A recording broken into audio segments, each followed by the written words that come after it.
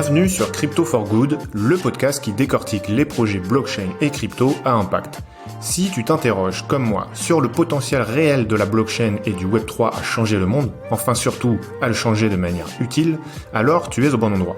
Je suis Antoine Taureau et chaque semaine je reçois à mon micro des entrepreneurs, des C-levels, des représentants d'ONG qui viennent nous parler d'un projet innovant s'appuyant sur la blockchain pour délivrer un impact social ou environnemental positif. Bonne écoute.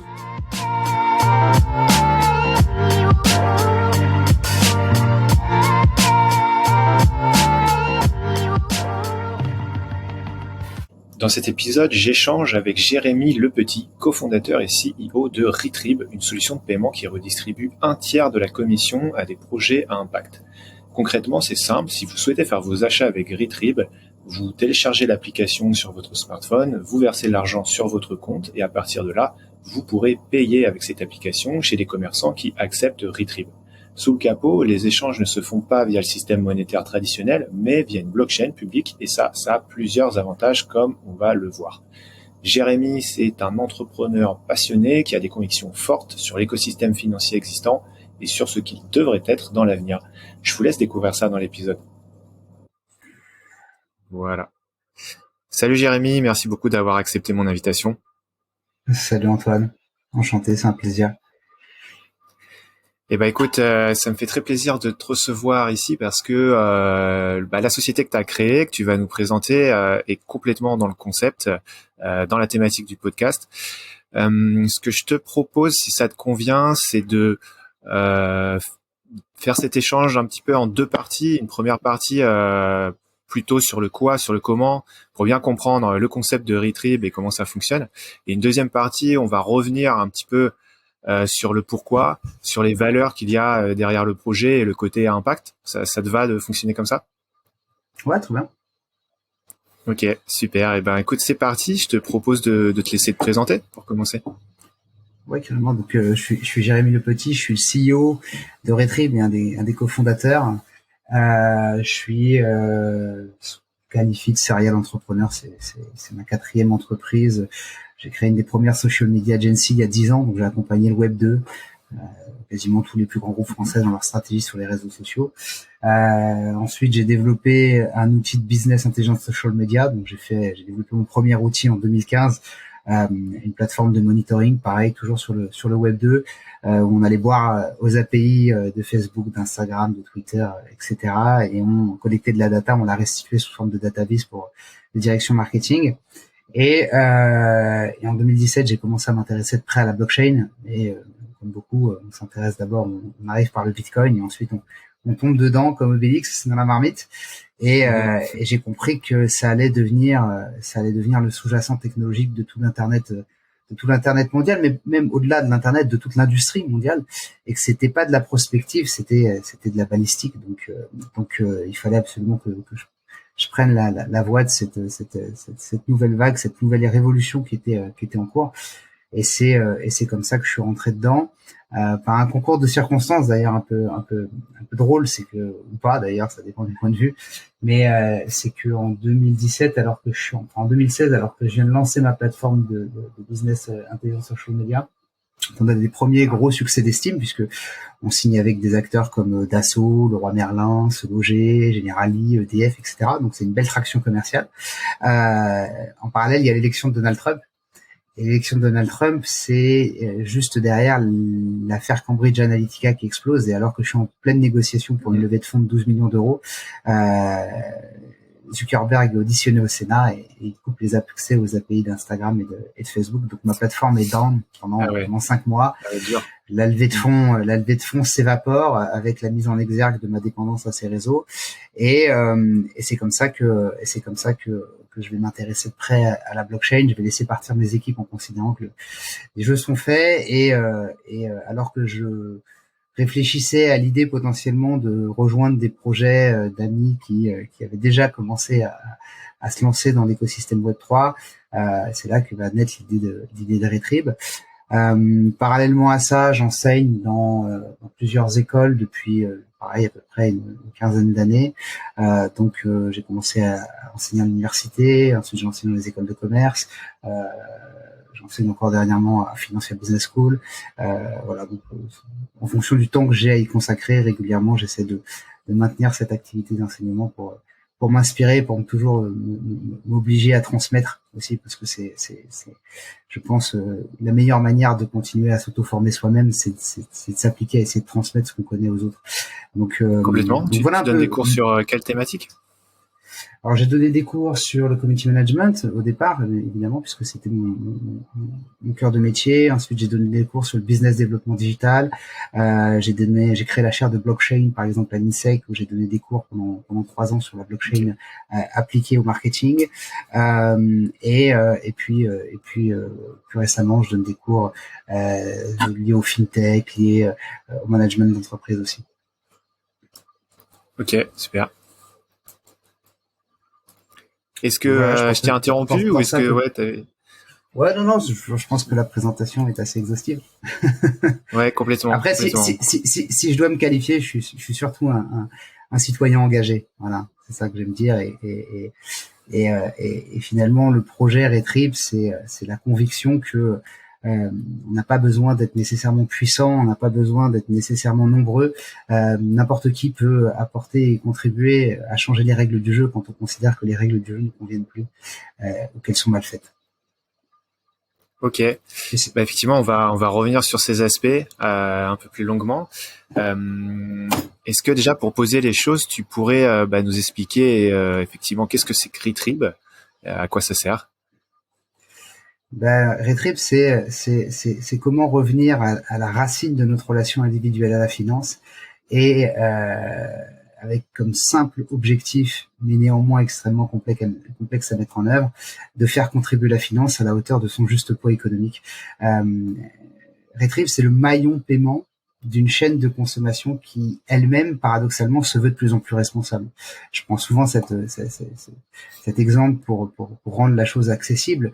On veut tous acheter 1 kilo de pommes biologiques, sans OGM. On veut que le producteur soit correctement rémunéré par le distributeur.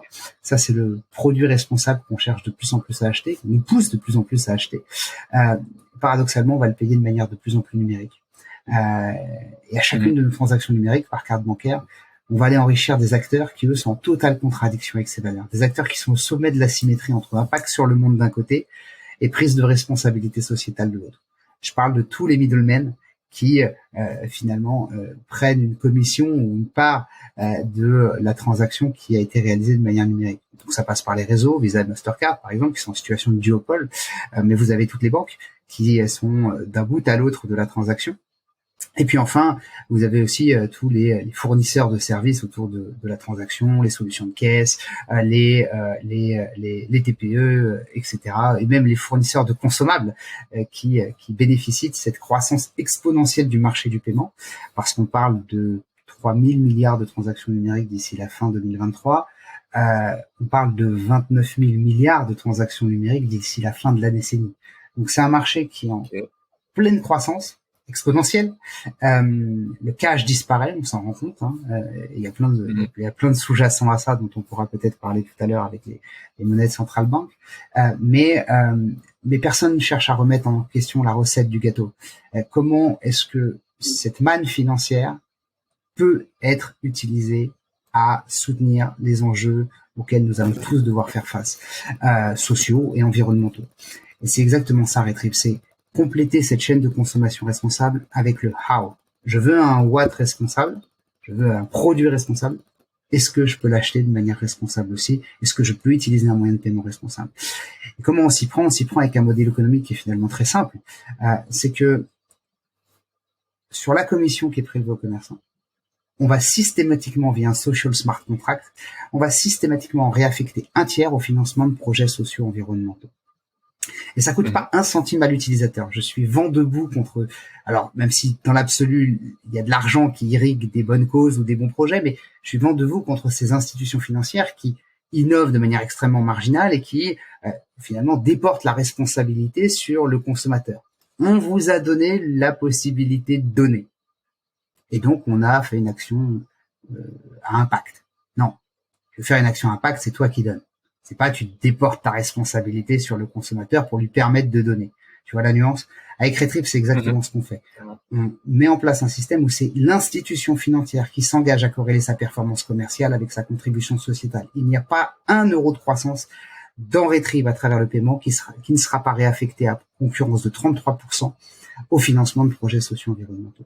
Et si l'utilisateur n'est jamais mis à contribution, eh bien, en revanche, il est collaborativement impliqué puisque c'est un processus décentralisé d'une certaine manière.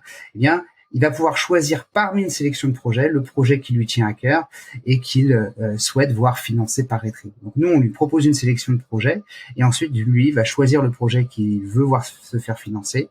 Et à chacun de ses paiements, il sait que Retrib, sur la commission qui prélève aux commerçants, en reversera 33% à ce projet-là. Okay. Du côté des commerçants, c'est aussi des arguments rationnels à venir puisque quand on supprime des intermédiaires, on est capable de proposer finalement non seulement un modèle économique plus vertueux, mais on est également aussi capable de proposer une solution qui est plus attractive d'un point de vue économique pour le commerçant, puisqu'aujourd'hui on est capable de situer les commissions prélevées aux commerçants sur la fourchette basse, voire inférieure au prix du marché, dans certains cas de figure. Donc non seulement c'est plus attractif pour le commerçant, c'est plus vertueux pour l'ensemble des parties prenantes, et en même temps, l'utilisateur, lui, n'est pas mis à contribution financièrement. En revanche, il est acteur du processus par le choix qu'il va être amené à réaliser dans le soutien des projets qu'il veut voir se faire financer. Ok. Donc effectivement, 1/3 des commissions reversées à des projets à impact, c'est un engagement assez fort.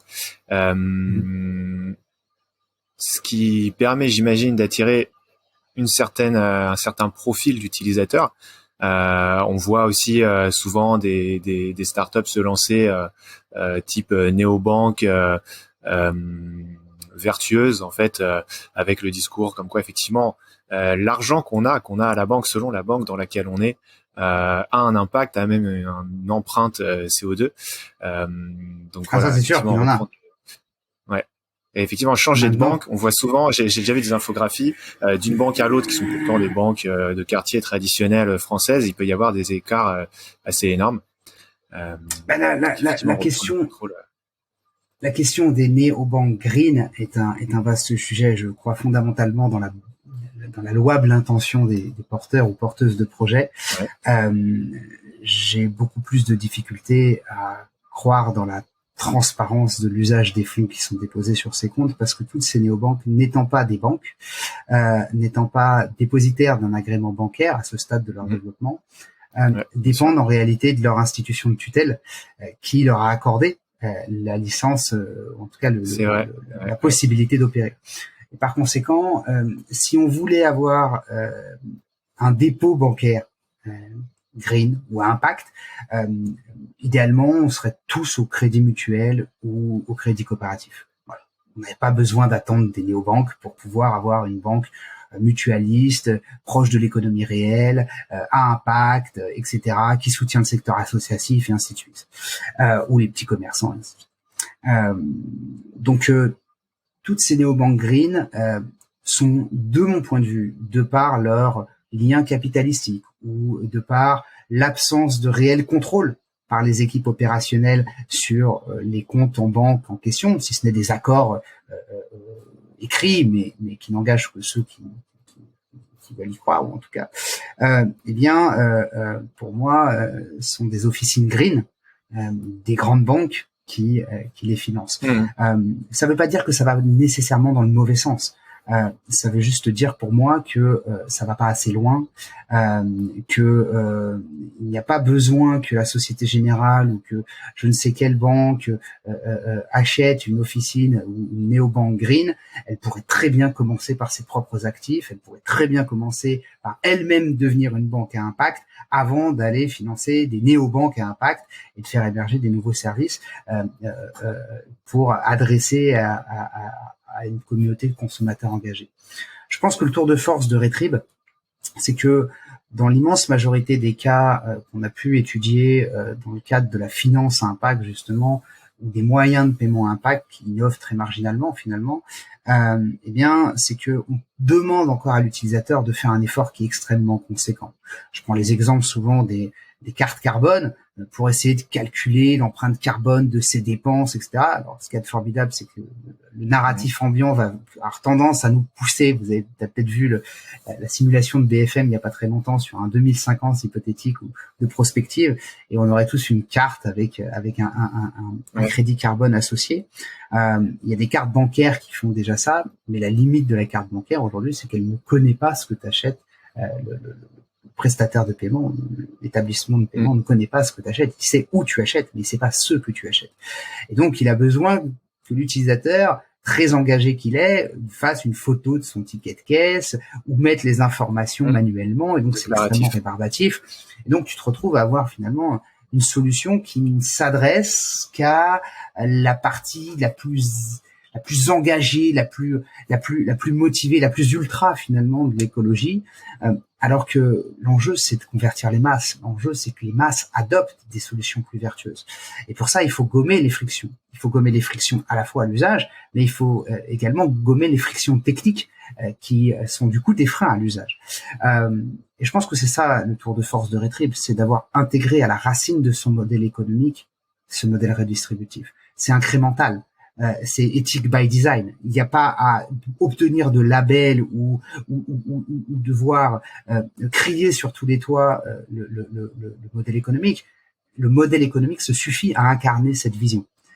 33% du revenu de chaque transaction est redistribué à des projets socio-environnementaux. Et finalement, toutes les entreprises, dans l'absolu, pourraient le faire.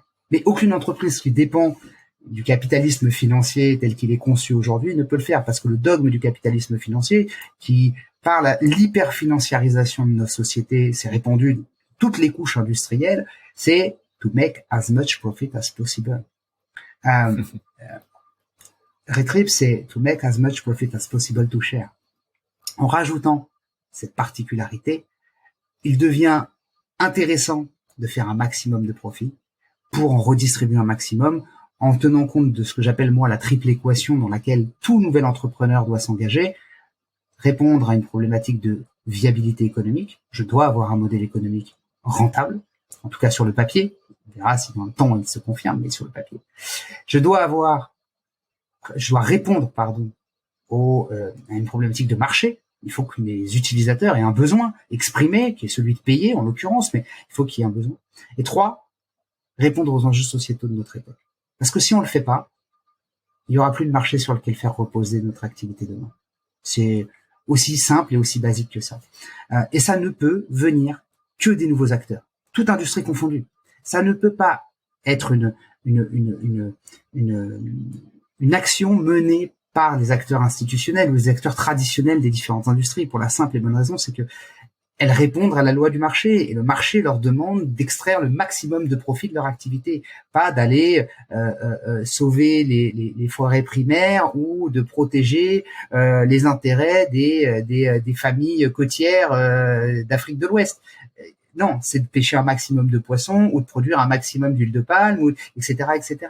Et les actionnaires attendent ça, indépendamment de leur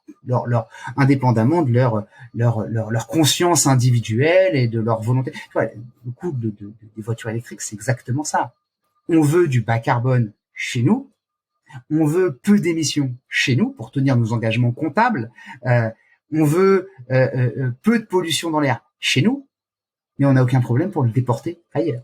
Et que la fabrication de ces véhicules électriques, la fabrication des batteries, le traitement, le retraitement des batteries soit fait ailleurs.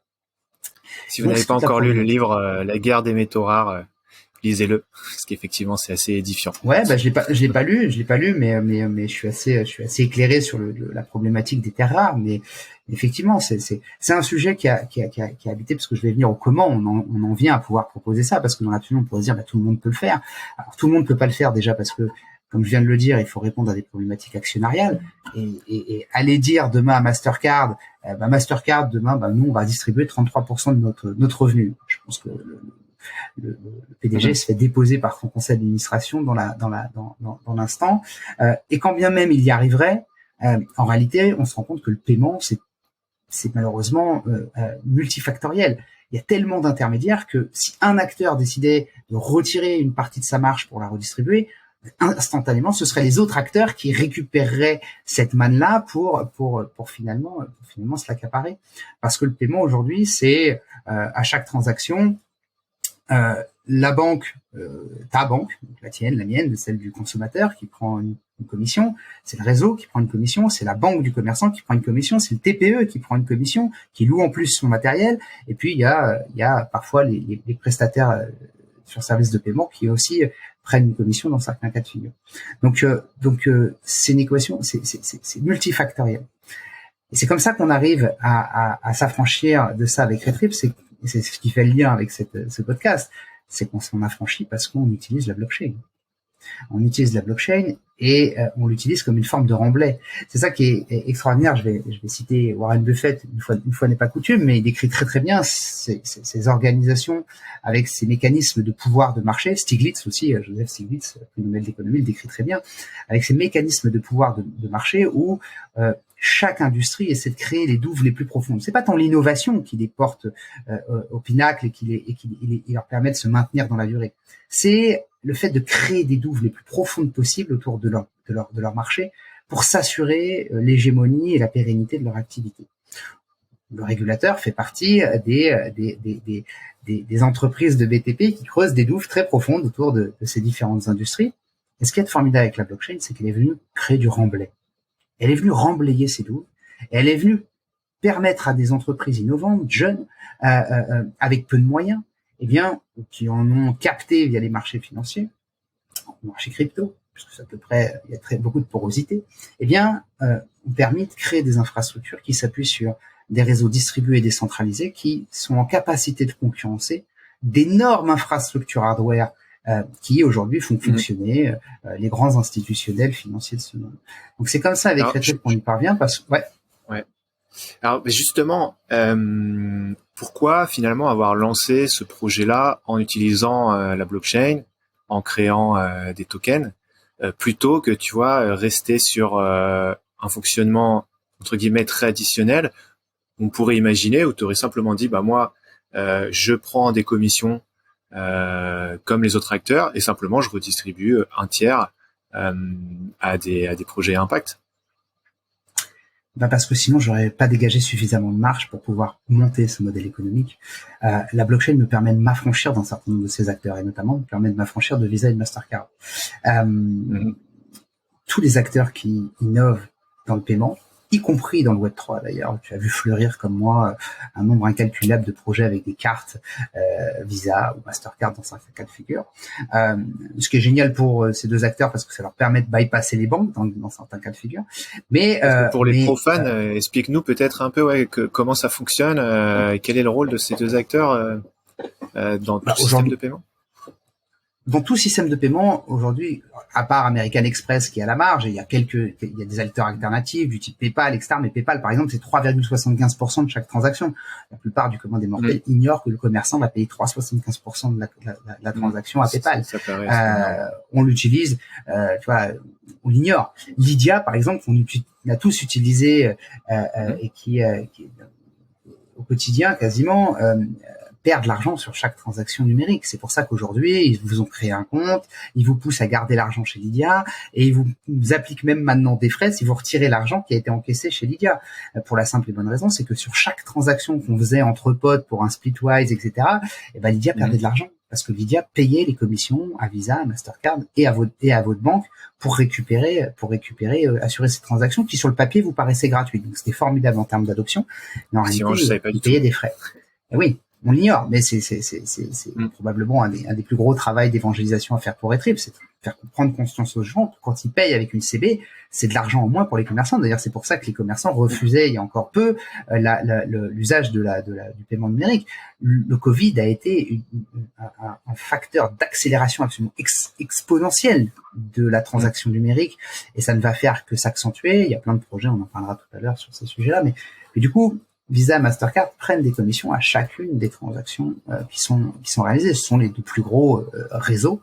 Et donc, si on innove en s'appuyant sur Visa et Mastercard, on est pieds et poings liés à l'infrastructure financière conventionnelle, avec finalement marge qui peut être dégagée, qui représente un pouillème de l'ensemble des frais qui sont appliqués aux commerçants, puisque Visa ne rognera pas sur sa marge, ou Mastercard, puisque ma banque ne rognera pas sur sa marge, et que la banque du commerçant ne rognera pas sur sa marge. Donc soit j'applique un coût de commission plus élevé au commerçant, et donc il a moins d'intérêt de me choisir, et même en appliquant une commission légèrement plus élevée, ce sera largement insuffisant, soit pour financer mes activités, et encore moins pour en redonner un tiers à des projets socio-environnementaux. Donc il n'y a pas d'autre choix. Okay. Si on veut un modèle vertueux, il faut s'affranchir de Visa et Mastercard. Il faut s'affranchir du processeur. Il faut recabler le réseau. Ok. Parce que là, concrètement, tu es utilisateur de Retrip, tu vas avoir soit une application, soit une carte, c'est ça, que tu peux utiliser chez un commerçant qui l'accepte, que ce soit e-commerce ou tout commerçant de quartier. Chaque chose arrivera par étapes, mais effectivement, à terme, oui. Ouais. Et donc, quand tu vas payer quoi que ce soit, tu vas avoir une commission. Et cette commission, donc, si on regarde un petit peu sous le capot, je sais que vous fonctionnez avec Fantôme, il me semble. Comment ça fonctionne techniquement, justement, pour assurer un peu cet avantage compétitif que tu mentionnes? On est en train de créer sur Fantôme un réseau de StableTrib, qui est notre monnaie électronique on-chain. J'insiste sur ce point, je reviendrai dessus tout à l'heure. Multilocal. Ça veut dire que sur chaque zone monétaire, on va créer un jeton qui aura la même valeur que la monnaie locale de l'utilisateur. Ce n'est pas un stablecoin au sens réglementaire du terme. C'est-à-dire que il a la même valeur que la devise locale de l'utilisateur, l'euro à Paris, le franc suisse à Genève, demain le pound à Londres, etc. Mais en revanche, il est encapsulé à l'intérieur de notre écosystème. Il n'est liquide qu'à l'intérieur de notre écosystème. Il n'a pas d'existence en dehors. Donc, il n'est pas présent sur les exchanges. Il ne peut pas être échangé en dehors. Il ne sert que de monnaie d'échange entre le consommateur et le commerçant.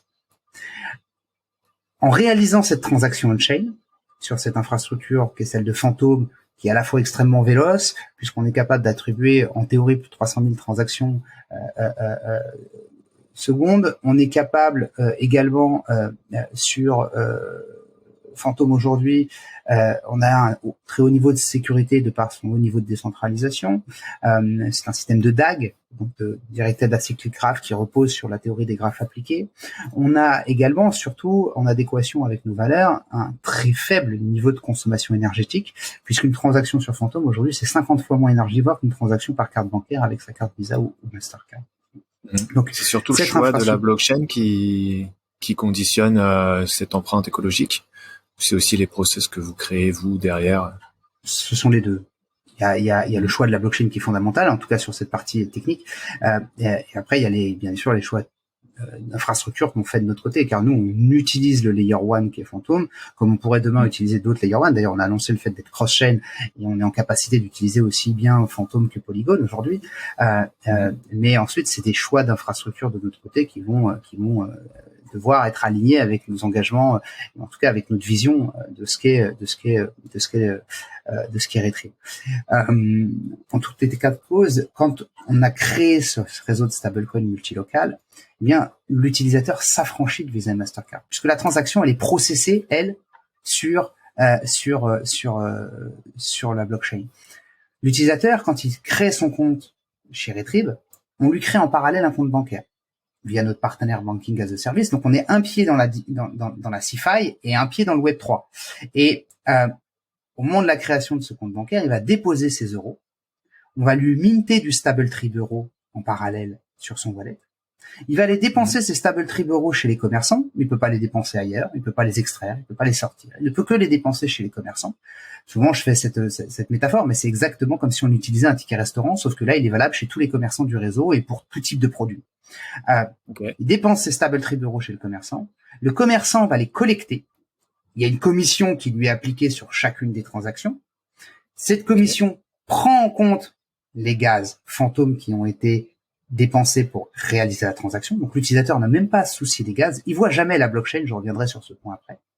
Et enfin, le commerçant qui a collecté les StableTrib pendant une période de 72 heures, toutes transactions confondues, verra ses StableTree burnés, détruits, et un seul et unique virement bancaire partira de notre master compte directement vers le compte bancaire externe du commerçant. Donc le commerçant, ça, c'est tous les jours, du coup, c'est ça? Alors il peut le faire manuellement il peut le faire à tout moment, manuellement. Mais par défaut, c'est toutes les 72 heures. Toutes les 72 heures, c'est comme si finalement on faisait fonctionner une sidechain, mais au lieu de la faire fonctionner au-dessus d'une blockchain, on la fait fonctionner au-dessus du protocole de virement SEPA. On fait fonctionner la blockchain Phantom comme une sidechain au-dessus du protocole de virement SEPA. On set les transactions du quotidien sur Phantom, et derrière, on transfère par bloc l'ensemble des transactions par virement bancaire sur le compte bancaire du commerçant.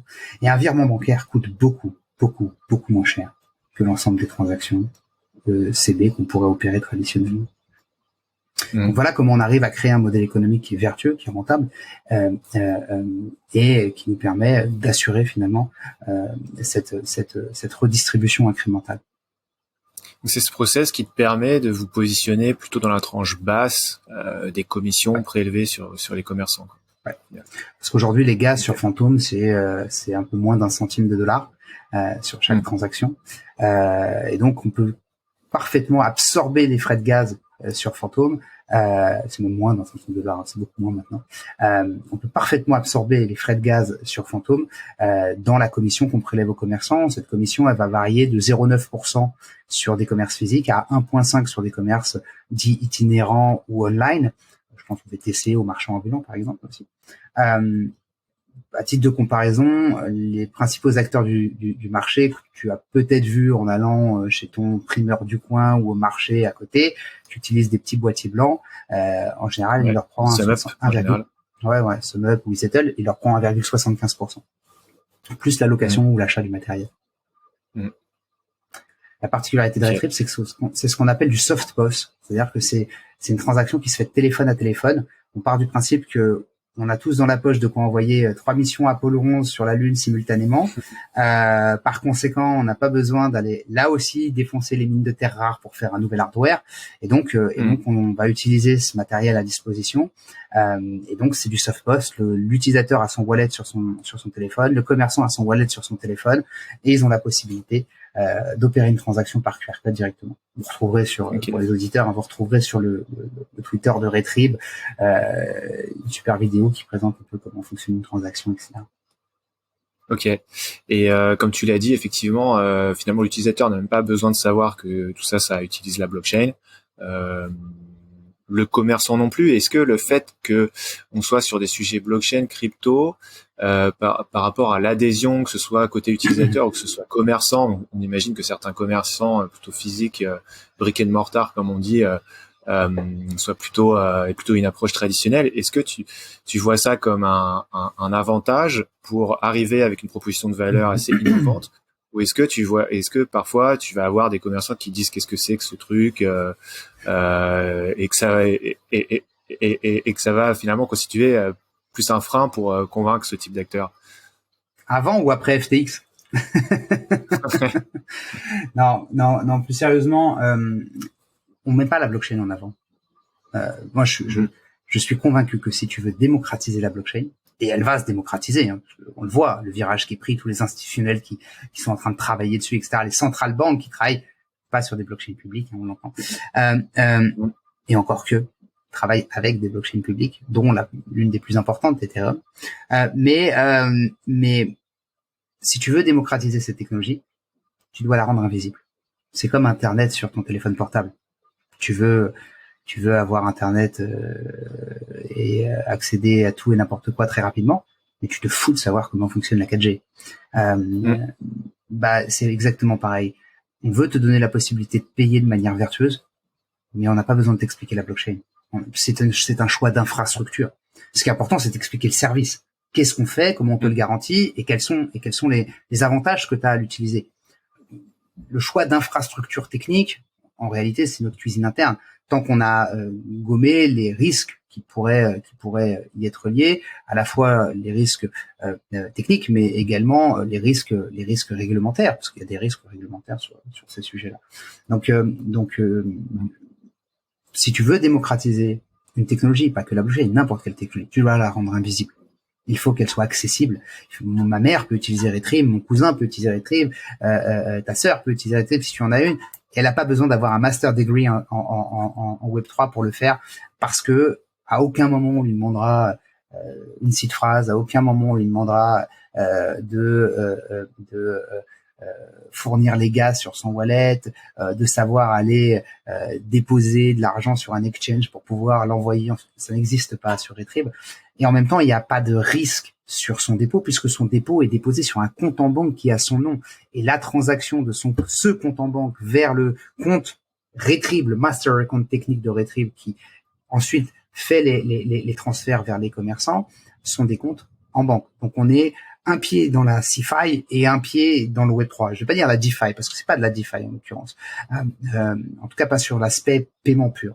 Il y a des aspects liés au Web3 et à la décentralisation de la gouvernance. On y reviendra peut-être juste après sur la partie token.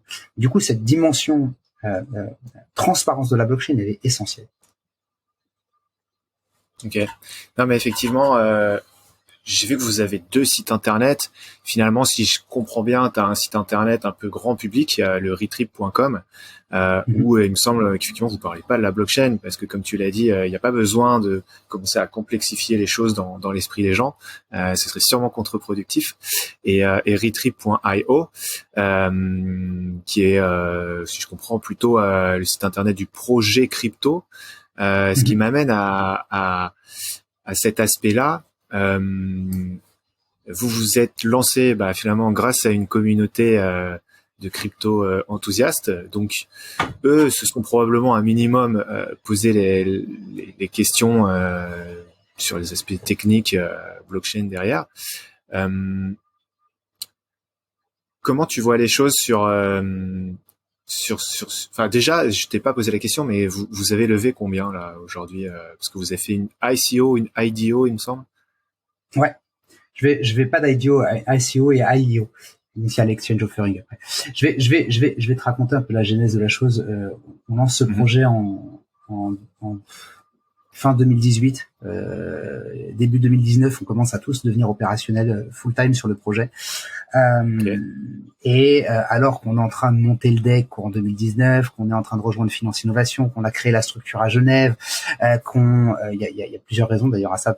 Peut-être que tu poseras la question, mais la première, c'est parce que c'est un régulateur qui est sensible à la token économie, beaucoup plus que le régulateur européen, et encore plus en 2019 aujourd'hui, parce que c'est un haut lieu de la finance mondiale, et que si tu veux inoculer le virus du partage dans cette industrie, symboliquement, c'est intéressant de le faire dans un des lieux les plus opaques de la finance mondialisée.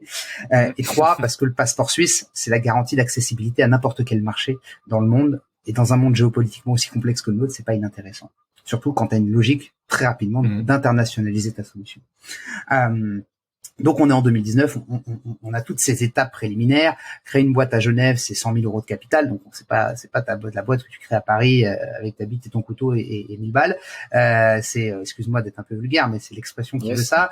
Et du coup, 100 000 euros sur la table pour commencer, ouais. Voilà, on a mis 100 000 balles sur la table pour commencer. Tu vois, c'est du love and friends, etc. Donc faut déjà que les gens croient au projet. Donc ça nous prend déjà une grosse partie de l'année 2019 de monter et de setuper tout ça.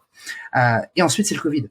Alors qu'on a monté toute notre keynote pour aller faire notre roadshow, on a loué le Palais Brognard, Finance Innovation et derrière nous, etc. On vient de se faire incuber chez The Garage, l'éphémère incubateur blockchain, dont on a été un des acteurs de la seule promo. On vient de rentrer chez Station F, etc. Ensuite, c'est le Covid. Donc le Covid vient frapper de plein fouet ce processus. Tout est à l'arrêt, premier confinement, on fait des webinars, on continue à essayer de créer de la dynamique autour. Ensuite, il y a le deuxième confinement, donc c'est l'été. Après, il y a le deuxième confinement qui vient à nouveau frapper. On tente de lancer une campagne de crowdfunding, etc. On fait des bons contacts, mais ça a du mal à décoller parce qu'on est en plein deuxième confinement. Et on arrive quasiment fin 2020, début 2021. Et c'est à ce moment-là, alors que on avait quasiment tiré toutes les cartouches, il faut se remettre dans le contexte. Je te donne un exemple très personnel, mais moi, ça faisait 2 ans que j'étais au RSA pour me lancer à fond sur ce projet. Toute l'équipe était impliquée avec des revenus minimums. On vivait sur nos réserves. On arrivait quasiment au bout du processus parce qu'on n'est pas des romantiques de l'entrepreneuriat. Il faut que derrière on arrive à des résultats très concrets et que on soit capable de vivre de cette entreprise. Et 2021, c'est l'explosion du Bitcoin qui relance dès le mois de janvier le bull run. Et là, je dis c'est pas possible. Je vois des projets levés en 24 heures, ce que je recherche depuis quasiment un an, alors que ces projets n'ont pas le début d'un argument solide pour lever ces fonds. Et donc, je vais réunir une équipe. On va remettre le projet sur les rails et c'est là que va émerger un deuxième asset dans notre écosystème, parce que tu l'as compris, le premier est stable, donc il n'y a aucune valeur spéculative. Et donc, on crée un deuxième asset qui est, lui, le Utility Trib, qui est un token de gouvernance à l'intérieur de notre écosystème. Et il s'appuie sur un constat qui est simple, c'est que je sais où je suis aujourd'hui, je sais pas où je serai dans 5 ans. Et dans 5 ans, si on réussit ce qu'on est en train de mener, on sera amené à donner 70 millions d'euros à des projets socio-environnementaux, soit un tiers de notre chiffre d'affaires. Ça représente beaucoup d'argent, et quand il y a beaucoup d'argent en jeu, il y a de la compromission possible. Donc, j'ai aucune envie d'avoir un directeur de la RSE chez moi qui dise à son petit cousin qui est à la tête d'une fondation, bah viens, écoute, je vais financer ton projet grâce à Retrieve. Du coup, on va décentraliser le processus de sélection en amont de la décentralisation de la sélection des projets auprès des end users. Donc, on va avoir nos token holders qui vont choisir via ce qu'on appelle un charity launchpad des projets et qui auront été proposés et soumis par des associations, des collectivités territoriales, des ONG. Les token holders vont voter pour ces projets, seront rémunérés pour ça et ces projets seront ensuite sélectionnés et soumis aux utilisateurs finaux. Donc, c'est là qu'on crée ce token. Et pour revenir à ce que tu disais, oui, il y a une petite communauté de gens qui vont nous suivre à ce moment-là, et on va lever à peu près 1,8 million de dollars à ce moment-là en l'espace de 10 jours. Ça va très très vite, et globalement ça représente une communauté d'une cinquantaine de personnes qui vont nous suivre à un moment donné où on a su se mettre proche du robinet monétaire. C'est peut-être une grosse différence avec beaucoup de mes petits camarades de cet écosystème qui ont profité à fond du bull run. Certains se mordent les doigts de peut-être pas être sortis assez tôt, mais c'est que cet argent-là qui a irrigué le marché crypto, c'est pas qu'il y avait des formidables projets et que les gens avaient envie de jeter de l'argent dans ces projets-là. Je pense notamment à beaucoup de projets NFT qui n'auraient pas mérité de recevoir 10 euros à la loterie du village. C'est que cet argent, il vient des banques centrales. Cet argent, il s'est d'abord déversé dans les stock markets, donc dans les bourses. Il s'est ensuite déversé dans l'immobilier. Il s'est ensuite déversé dans les matières premières. Et il a fini par se déverser aussi dans les marchés crypto. Et au moment où il s'est déversé dans les marchés crypto, c'est là que ça a lancé le bull run. Parce que les marchés financiers ont trouvé qu'il y avait des rendements fantastiques, que c'était le Far West et qu'il y avait moyen de faire beaucoup d'argent. Et c'est ça qui a inondé ce marché. Donc, on était près du robinet monétaire. Et le problème, c'est qu'aujourd'hui, c'est les peuples qui remboursent cet argent. Tous les peuples. L'inflation, c'est le remboursement de c'est un impôt qui ne dit pas son nom, comme dirait mon ami Anis Lajnef, et c'est le remboursement par les peuples de cette gabegie financière, de cette impression monétaire absolument colossale. On parle de 8 000 milliards d'euros qui ont été imprimés en 2 ans. 20% de la masse monétaire en dollars a été imprimée en 2 ans. Et donc l'inflation, c'est un remboursement de cette dette-là. Mais c'est pas que l'inflation. C'est la destruction des services publics, c'est l'augmentation absolument abyssale des dettes publiques, l'augmentation abyssale aussi des dettes privées qui va mener à la faillite d'une quantité phénoménale d'entreprises parce qu'elles seront incapables de rembourser ces dettes dans les années qui viennent, dans les mois qui viennent.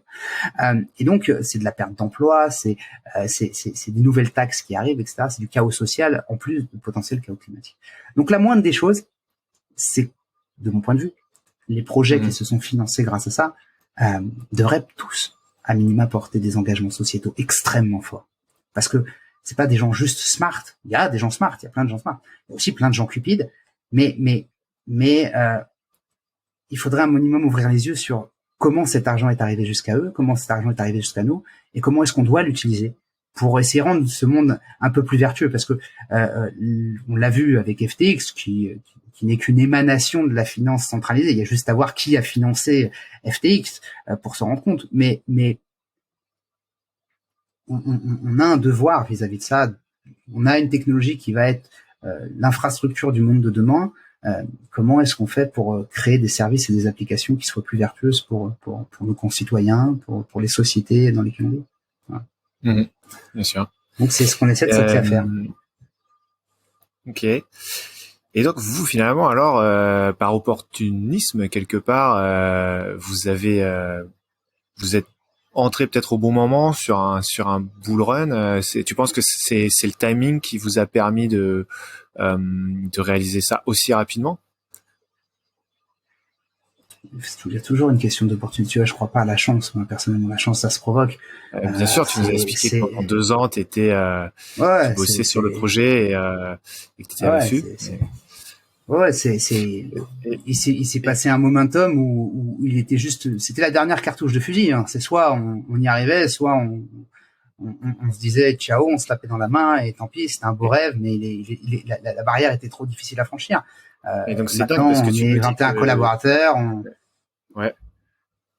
Excuse-moi, je t'ai coupé, mais je trouve ça effectivement assez dingue parce que tu nous racontes qu'effectivement tu as eu peut-être 2 ans relativement galère et puis en 10 jours, tu lèves proche de 2 millions. J'ai 2 réflexions qui me viennent. Après il y a eu l'IEO, donc on a levé à peu près 2,2 millions de dollars en tout. Parce que les 1,8 million, tu les lèves auprès d'un nombre relativement restreint, parce que si je divise par 50 personnes, c'est des gros tickets quand même. Ticket moyen autour de 36 000 euros. Donc comment ça se passe une levée de fonds de ce type-là en private? Parce qu'on connaît le fonctionnement, par exemple, d'une pre-sales pour ceux qui ont déjà participé à ce genre de choses, où il y a potentiellement des centaines, des milliers de personnes qui vont mettre des petits tickets, qui sont mis sur un Discord, qui suivent le truc, etc. Ça se passe comment en fait? Là, t'es entre guillemets pour ces gros projets-là qui organisent des grosses pre-sales, etc. Nous, on a fait des pre-sales aussi, mais à des toutes petites échelles. Mais quand tu as des pre-sales gigantesques qui sont organisés avec un énorme battage médiatique, etc., en général, c'est le petit poisson qui va se faire bouffer.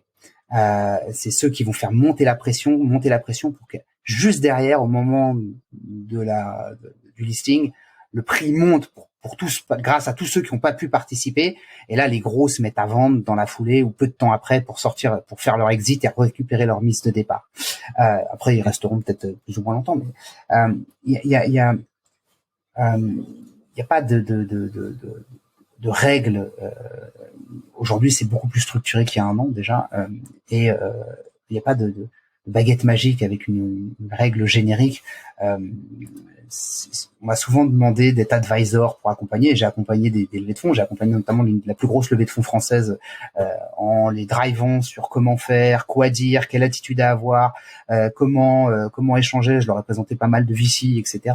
Mais des VC crypto qui sont pas des VC conventionnels à la place. Ce qu'il y a de formidable avec cet écosystème, c'est que tu peux lever sans te diluer. Et tu crées une communauté d'intérêt parce que toute l'équipe et le projet lui-même est incentivé sur la réussite du token.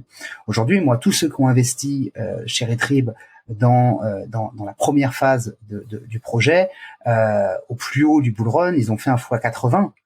Aujourd'hui, bien évidemment, tout le marché s'est effondré et moi, je regarde pas spécialement le prix. Le prix ne m'intéresse à titre personnel. Je vais pas te mentir. Je regarde parce que je suis incentivé comme toute la team, et je suis dans le même bateau que mes investisseurs aujourd'hui. Mais le prix m'intéresse et Retrib ne vend des tokens que quand on est dans une période haussière. Pourquoi? Parce que c'est un levier de bootstrapping, c'est un levier d'autofinancement pour Retrib demain. Donc nous, on a intérêt à ce que le token y monte, on a intérêt à ce que le marché se porte bien, on a intérêt parce que demain, ça nous permet d'avoir de l'autonomie financière.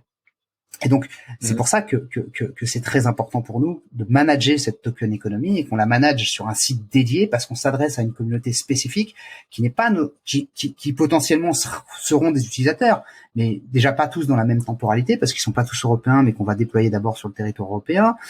Et puis ensuite parce que peut-être que on mettra des années à arriver dans certains pays de nos token holders, mais qui seront peut-être néanmoins très contents de voir la solution se déployer sur d'autres continents et qui militeront pour que ça arrive à un moment chez eux.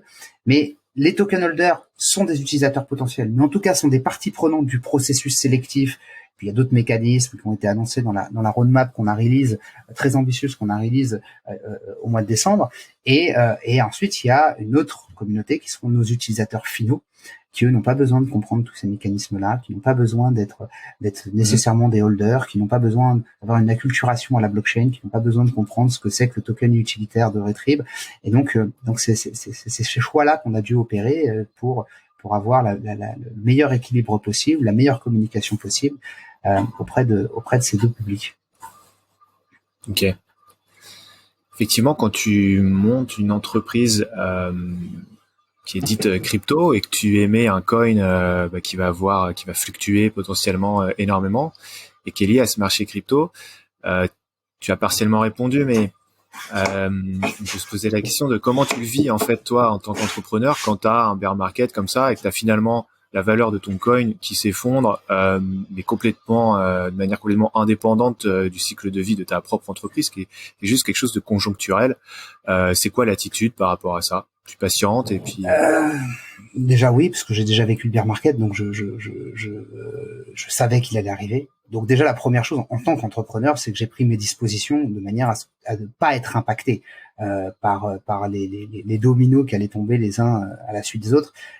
Alors on n'est pas impacté financièrement parce que on a zéro exposition au marché, on conserve l'intégralité des clés de nos assets, on n'a pas de problématique du type FTX ou du type Celsius ou du type Nexo peut-être un jour.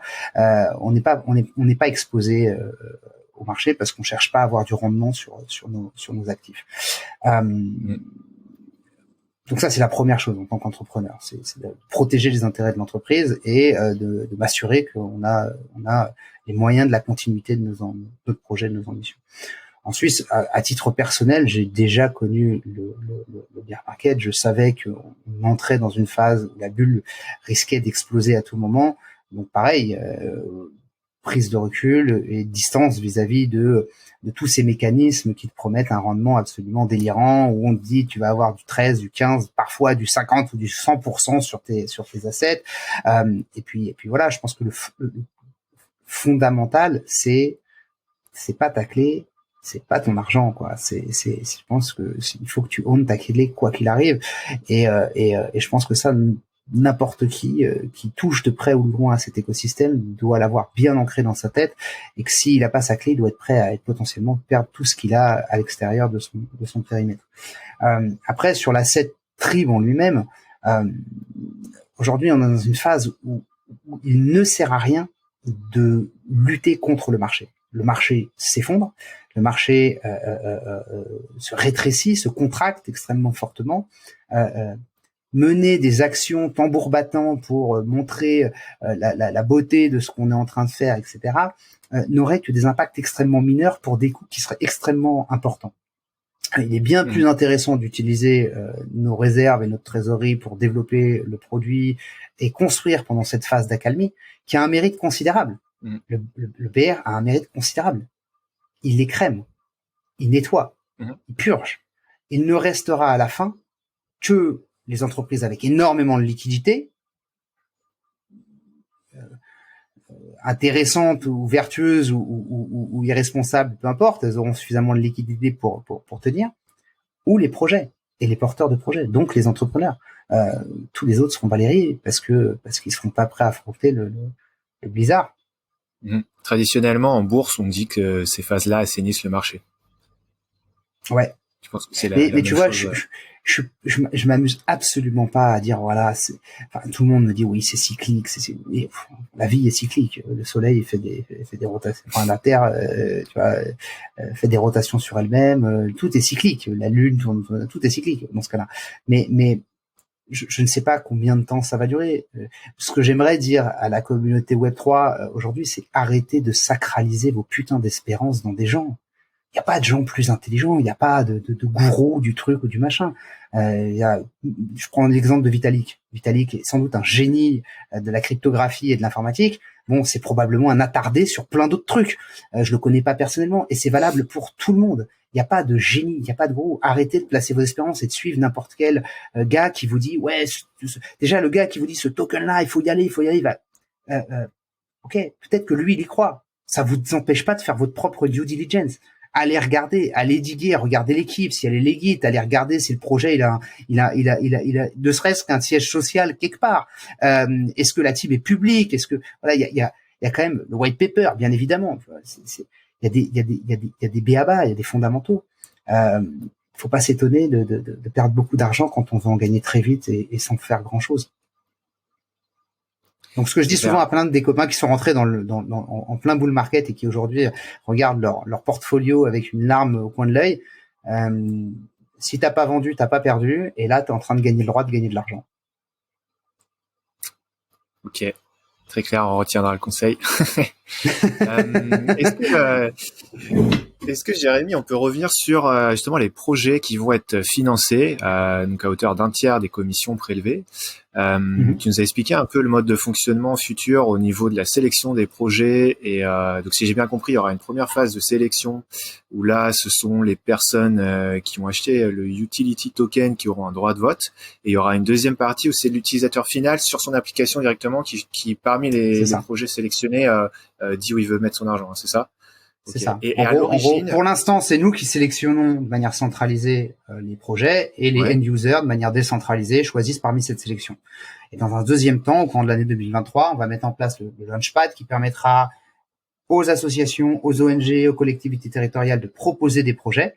Et c'est les holders qui vont voter pour ces projets et les projets sélectionnés à la fin de cette session seront proposés aux end-users. Donc c'est ça qui va être... C'est quoi vos critères aujourd'hui pour sélectionner ces projets en amont? Alors dans la phase dans laquelle on est déjà partenaire de InitLife, qui est une initiative de l'ONU. Donc on a un gros partenariat, on est un des seuls projets Web3, je crois avoir un partenariat avec direct avec l'ONU. En tout cas une de ces initiatives. Et donc c'est un projet qui vient en aide aux enfants victimes de malnutrition chronique. Et donc ça c'est un projet qui figurera en permanence au long cours sur Retrieve. Puis à côté de ça, dans la phase dans laquelle on est, notre stratégie de développement s'appuie sur la mise en place de local use case.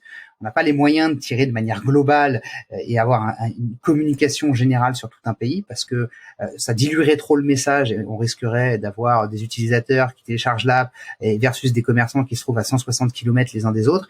Et donc ce serait finalement contre-productif et l'utilisateur qui fait l'effort de changer son habitude de consommation, il n'ira pas faire 160 km pour pouvoir payer avec Retrieve. De la même manière, il n'ira pas, même si on arrivait et que beaucoup de nos token holders adoreraient qu'on commence par des partenariats stratégiques avec des comptes comme Starbucks ou comme Leroy Merlin ou que sais-je, c'est non pertinent aussi parce que, en tout cas à ce stade, parce que personne n'ira changer son portefeuille ou ouvrir un compte chez Retrieve juste pour pouvoir payer son mocha blanc chez Starbucks. Il a besoin de payer autour de lui et avec une densité commerçante importante. D'où l'intérêt de déployer ce qu'on appelle les local use cases. Et ces local use cases, on va tirer au bazooka sur des confettis, d'où le premier déploiement sur la ville de Tours qui arrivera dans les prochaines semaines. Et donc, sur la sélection des projets, pour revenir à ta question initiale, on veut aussi des projets qui soient ancrés dans qui soient ancrés dans le terrain qu'on va adresser et qui soient proches des utilisateurs. D'où l'intérêt d'avoir des projets locaux. Et c'est là où on se rapproche d'associations du territoire, d'associations environnementales. Je peux donner des exemples très concrets, même si je vais pas disclose, mais t'as des assos qui viennent en aide aux sans-abri, t'as des associations qui vont reconstituer, par exemple, des puits de carbone en restituant des points d'eau. T'as des associations qui vont lutter pour la préservation et la conservation des sols. T'as des associations qui viennent en aide aux enfants dans les hôpitaux, etc., etc. Donc voilà, on est en train de contacter tout un tas d'acteurs associatifs et on va sélectionner la première salve de projets qu'on va être amené à soutenir et que nos utilisateurs pourront consulter directement sur l'application au moment venu. Ok, donc tu constitues comme ça un portfolio assez varié afin que l'utilisateur lambda trouve quelque chose qui va sur lequel il va avoir une sensibilité particulière. C'est ça. Certains seront plus sensibles à des sujets caritatifs, d'autres seront plus sensibles à des sujets écologiques. Mais il y en aura pour tout le monde. Mais surtout, ce qui sera important, c'est qu'il y ait aussi la possibilité d'avoir des sujets un peu macro où l'aide est portée sur un autre continent, mais également des sujets finalement très proches où c'est l'association qui vient parler aux enfants de l'école d'à côté où notre cousin a scolarisé ses enfants, par exemple.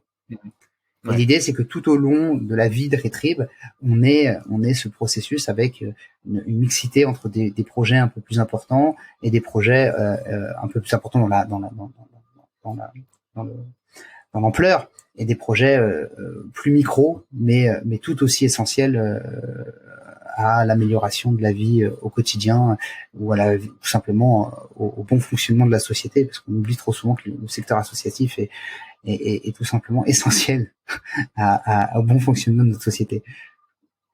Yes.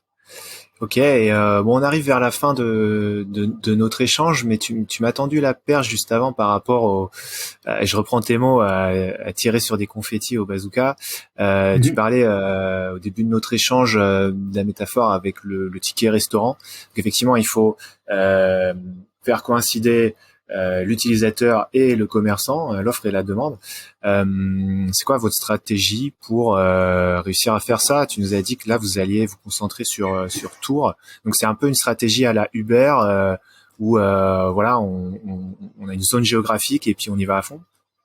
C'est ça. Je serais plutôt Lydia plutôt qu'Uber à la limite, mais c'est effectivement ça.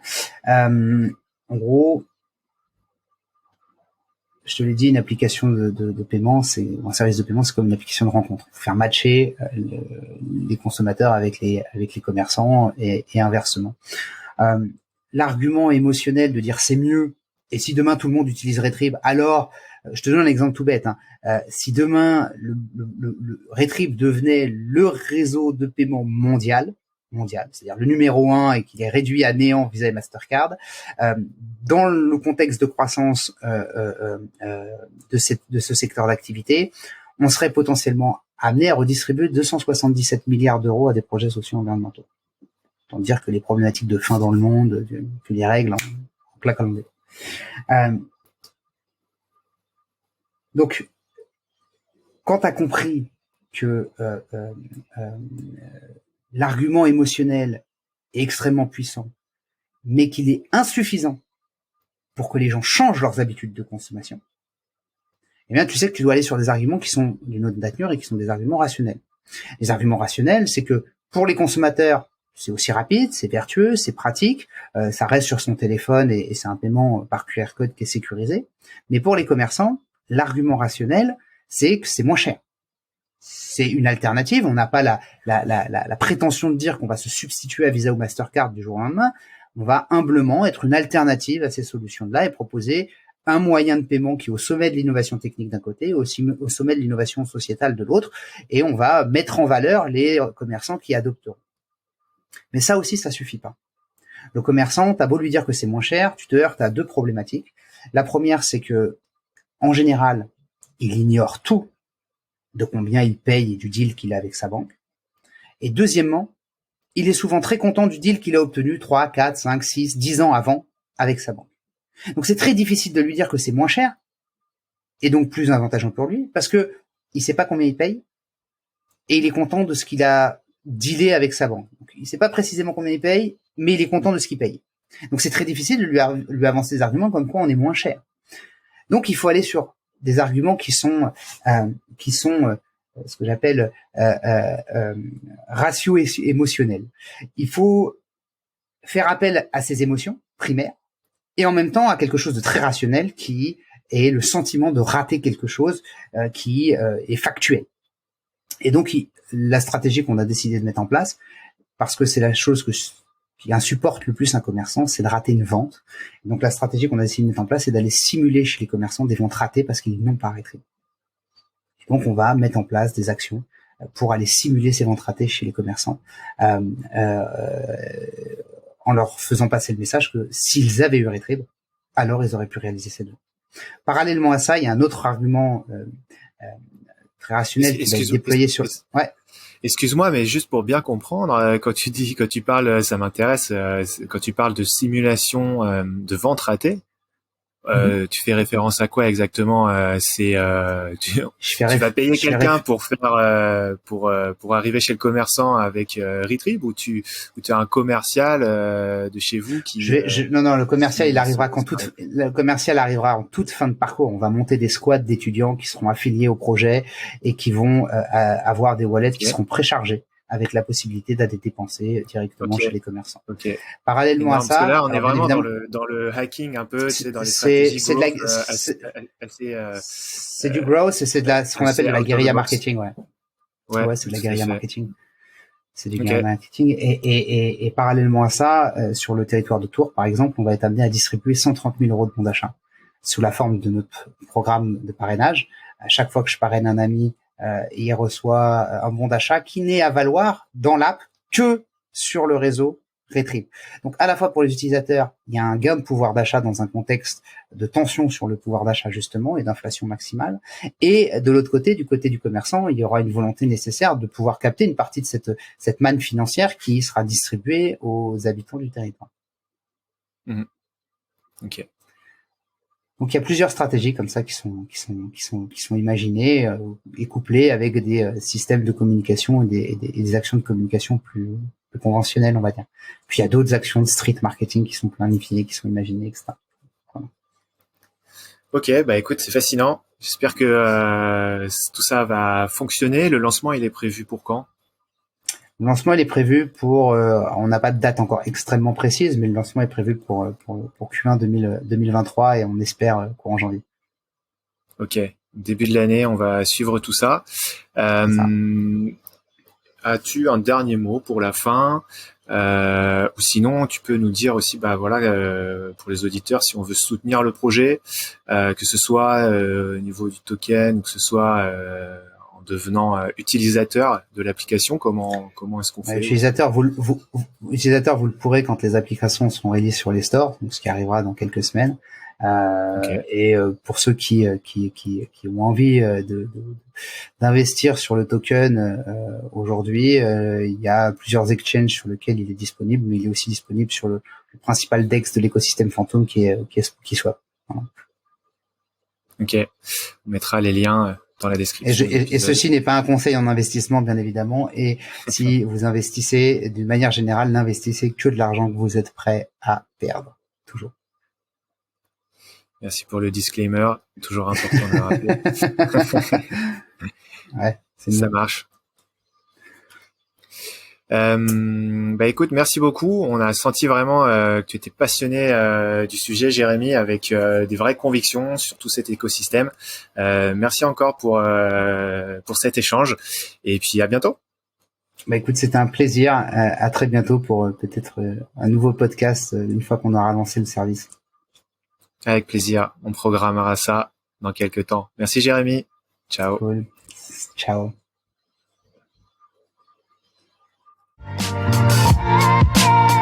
Merci infiniment d'avoir écouté l'épisode jusqu'au bout. Si ce contenu t'a plu, tu peux me soutenir de deux manières.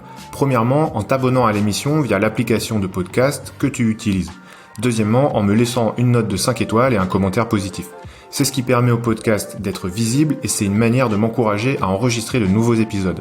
Enfin, si jamais tu souhaites me suggérer un ou une invitée, je te propose de me contacter sur LinkedIn, Antoine Taureau. Mon nom de famille s'écrit T-H-O-R-E-A-U. À la prochaine!